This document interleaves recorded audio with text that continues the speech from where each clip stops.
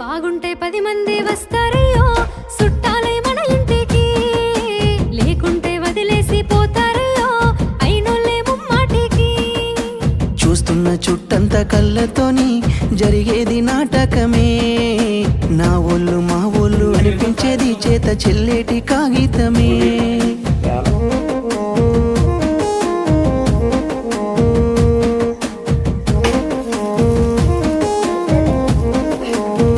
దాని కూడా పిచ్చిలెట్టదా ఎవడాడు?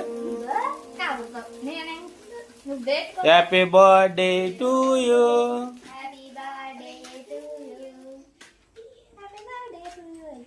అంతే.